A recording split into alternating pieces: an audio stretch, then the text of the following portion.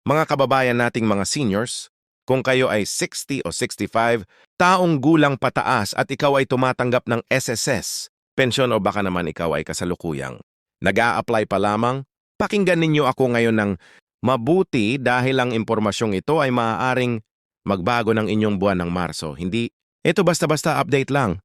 Ito ay tungkol sa inyong pera. Ang pera na pinaghandaan ninyo ng maraming taon. Ang pera na kinikita ninyo noong kayo ay nagtatrabaho pa sa opisina, sa bukid, sa pabrika sa ibang bansa.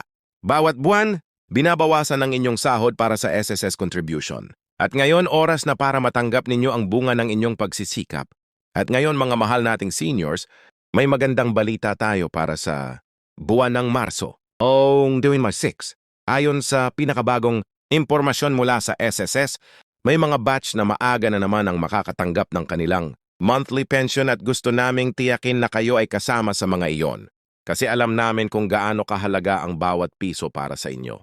Baka ang pension ninyo ay para sa gamot, para sa apo, para sa pagkain, sa mesa araw-araw. Kaya huwag palampasin ang episode na ito. Huwag mag-click away. Manatili kayo kasi marami tayong tatalakayin. Ngayon mula sa petsa ng release hanggang sa mga lihim na benepisyo na bariyan hindi pa ninyo nalalaman at kung paano ninyo mapapalaki ang inyong pension income ngayong Marso at sa mga buwan pa na darating. Simulan natin sa pinaka-importanting tanong. Kailan nga ba matatanggap ang pensyon para sa Marso 2026? Mga kaibigan, ang SSS ay gumagamit ng isang sistema na tinatawag na Staggered Release Schedule. Ang ibig sabihin nito, hindi lahat ng pensioner ay nakakatanggap ng sabay-sabay sa iisang araw. Ang petsa ng inyong pensyon, release ay nakasalalay sa inyong birthday, month o sa inyong unified, multipurpose ID number, depende sa kung paano kayo naka-enroll sa sistema ng SSS. Para sa Marso 2026, ang mga unang batch, ang mga pensioner na may birthday sa Enero, Pebrero at Marso ay inaasahang makakatanggap ng kanilang pensyon simula sa unang linggo ng Marso. At ito ang magandang balita na binabanggit namin kanina. Ang ilang batch ay nag-release na ng mas maaga kaysa sa inaasahan. Doon ay dahil dyan patuloy na paghihapabuti ng SSS sa kanilang payment processing system. Lalo na ang mga nagpapatakbo ng kanilang pensyon sa pamamagitan ng Union Bank, DBP, Land Bank o sa direktang crediting sa kanilang may SSS-linked bank account. Kung kayo ay gumagamit ng SSS Pension Card or UMID card na may cash card feature, ang inyong pensyon ay karaniwang na-credit sa unang 3 hanggang 5 araw ng buwan.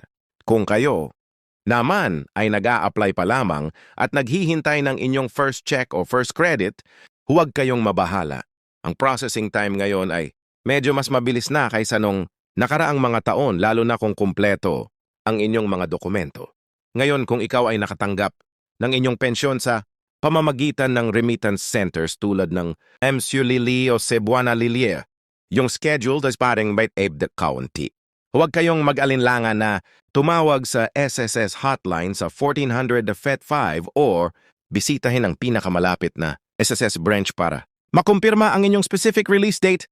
Mas mabuting magtanong kaysa hindi malamang nasaan na ang inyong pera. Ngayon pag-usapan natin ang pinakamasarap na paksa, ang piso at sentimo. Magkano ba talaga ang matatanggap ng isang SSS pensioner ngayong Marso 2026? Ang minimum SSS monthly pension ngayon ay nakatakda sa 2,000 P2,000 para sa mga retire na may hindi bababa sa 10 taon ng credited service at contributions. Ngunit para sa marami sa inyo na nagbayad ng mas matagal, mas mataas ang inyong pensyon.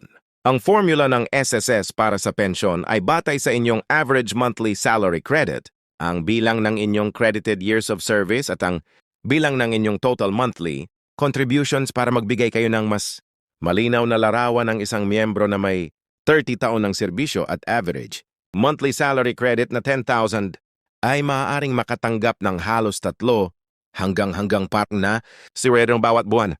Samantala, ang isang miyembro na nagbayad ng maximum contribution sa loob ng maraming taon ay maaaring makatanggap ng hanggang 7 o PH. 00 bawat buwan depende sa kanilang talaan. Malaki rin ang papel ng inyong number of dependents. Kung kayo ay may dependent na minor children or isang qualified spouse, maaari kayong makatanggap ng karagdagang supplemental allowance. At para sa mga miyembro na may edad 65 pataas, mayroong age-based supplemental benefit na maaaring idagdag sa inyong basic pension. Kaya tiyaking naka-update ang inyong record sa SSS at naipasa na ang lahat ng required na dokumento para sa inyong mga dependents. At dito nagsisimula ang parte na gusto naming tiyakin na maririnig ninyo ang mga tinatawag naming hidden benefits o mga benepisyo na madalas ay hindi alam ng maraming seniors. Una, ang 13th month pension. O mga kaibigan ng SSS, pensioners ay may karapatang tumanggap ng isang buwan na karagdagang pensyon bawat taon. Karaniwang inilalabas bago magpasko. Kung hindi pa kayo nakakita nito sa inyong account noong nakaraang Disyembre, sulit na tawagan ng SSS para malaman kung bakit at kung paano makuha. Pangalawa, ang funeral benefit.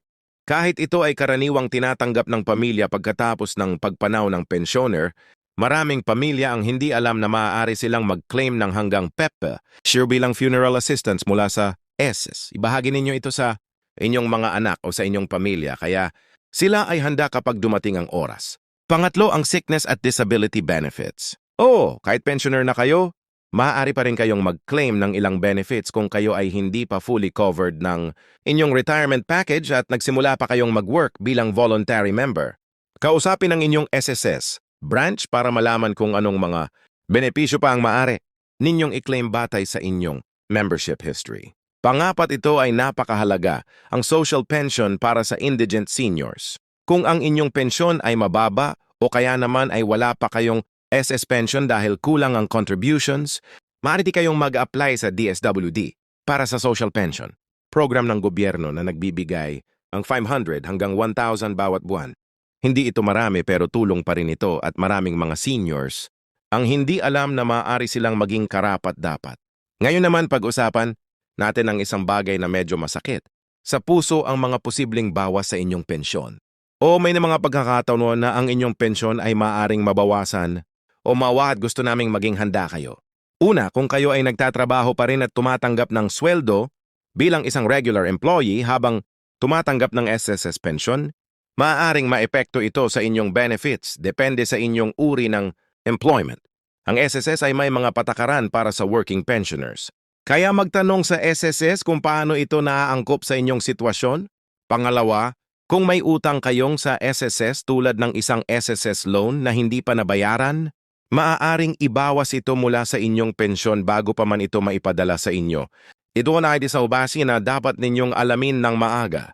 Suriin ang inyong SSS online account sa SSS portal o bisitahin ang pinakamalapit na SSS branch para makita kung mayroon kayong natitirang loan balance. Pangatlo, ang mga hindi updated na records. Kung ang inyong bank account number na nakalagay sa SSS ay hindi na aktibo o may error, ang inyong pensyon ay maaaring ma-hold at kailangang makuha sa ibang paraan. Siguraduhing naka-update ang inyong contact information, bank details at civil status sa SSS records. Lalo na kung may nangyaring pagbabago sa inyong buhay sa nakaraang mga taon. Para sa inyo na kailangang pumunta sa SSS branch ngayong Marso, mayroon kaming ilang mahahalagang tips na makakatulong sa inyo. Una sa lahat, subukang pumunta ng maaga sa umaga, mga 8 na or 9, para maiwasan ang mahabang pila. Ang SSS branches ay karaniwang napaka-BSY sa simula ng buwan dahil maraming transactions ang nangyayari. Kung maaari pumunta sa gitna ng buwan kapag mas mahinahon na, magdala ng 2 valid IDs ang inyong UMID card kung mayroon. Kasama ng inyong passport, driver's license o postal ID. Magdala rin ng isang photocopy ng bawat isa dahil minsan ay kinukuha ng SSS ang kopya para sa kanilang records. Kung ikaw ay pupunta para sa isang specific na transaksyon tulad ng pension inquiry, loan balance or update ng bank account, mas mabuting tumawag muna sa SSS. Hotline sa Stop para malaman kung anong eksaktong dokumento ang kailangan ninyo para sa mga seniors na nahihirapang pumunta ng personal dahil sa kalusugan o distansya.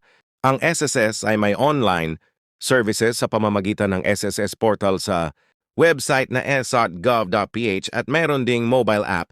Dito ay maaari ninyong makita ang inyong pension amount, contribution history, loan balance at marami pang iba nang hindi na kailangang lumabas ng bahay. At kung kayo ay may kakilalang senior na hindi pa marunong gumamit ng internet, tulungan ninyo sila. Ang isang maliliit na tulong na ito ay kamaaring malaking bagay para sa isang lolang naghihintay. ng kanyang pensyon na magbuwan-buwan. Mga kaibigan, pag-usapan natin ngayon ang isang bagay na hindi madalas pinag-uusapan. Kung paano ninyo maaaring i-maximize ang inyong retirement income hindi lang mula sa SSS, kundi mula sa iba't ibang pinagkukunan. Kung kayo ay may 6 taon pataas at hindi pa kayo nakaka-apply sa Senior Citizens Benefits ng inyong lokal na pamahalaan, gawin ito ngayon. Ang inyong Senior Citizen ID ay nagbibigay sa inyo ng 20% discount sa mga gamot, pagkain sa restaurants, transportasyon at marami pang serbisyo. Ito ay legal na benepisyo ninyo at malaking tulong ito sa araw-araw na gastusin. Kausapin din ang inyong munisipyo o barangay tungkol sa Senior Citizen Monetary Benefits. 1,000 monthly stipend na ibinibigay ng ilang local government units sa kanilang mga qualified senior residents. Hindi lahat ng LGU ay nag-aalok nito pero sulit na magtanong. Para sa mga mayroon pang kakayahang mag-invest ng maliit, ang SSS ay may programa para sa voluntary members. Kahit retired na kayo, maaari kayong magpatuloy bilang voluntary contributor para mapataas ang inyong future benefits o para matiyak na naka-enroll ang inyong asawa. Pag-aralan ito ng maingat kasama ang inyong pamilya bago gumawa ng desisyon. At ang pinakasimpleng payo, huwag hayaang matulog ang inyong pensyon sa bangko ng walang layunin. Kahit maliit lang ang halaga, ismalongling do panlor nito sa isang savings account na may kahit maliit na interest tulad ng Land Bank o DBP, savings accounts na karaniwang ginagamit ng mga pensioner. Bawat sentimo ay may halaga. Mga mahal naming seniors, sa pagtatapos ng ating pag-uusap ngayon, nais naming sabihin sa inyo mula sa kaibuturan ng aming puso, kayo ay karapat-dapat sa bawat piso ng inyong pensyon. Hindi ito regalo, hindi ito tulong. Ito ay ang inyong pinaghirapan. Ang inyong ginugol na mga tao ng pagtatrabaho, pag-aalaga ng pamilya at pag-ambag sa lipunan, lahat ng iyon ay may katumbas. At ang SSS pension ay isa sa mga katumbas na iyon. Kaya huwag kayong mahiyang itanong. Huwag kayong matakot na pumunta sa SSS office at huwag ninyong hayaang mawala o mapalampas ang kahit 1 sentimo ng inyong benepisyo. Ito ang inyong panahon. Ito ang inyong karapatan. Ibahagi ang video na ito sa inyong mga kaibigan, magulang, lolo, lola o kahit sa inyong kapitbahay na senior baka sila ay naghahanap pa ng eksaktong impormasyong ito ngayon. At kung mayroon kayong mga katanungan, ilagay ninyo ito sa comment section. Tutulungan namin kayong mahanap ang tamang sagot. Maraming salamat po sa inyong oras at tiwala. Ingatan ninyo ang inyong sarili at hanggang sa muli nating pagkikita. Maalagaan kayo ng Panginoon at maligayang pagpapatuloy ng buhay na puno ng kalusugan, pag-ibig at sapat na biyaya. Paalam po.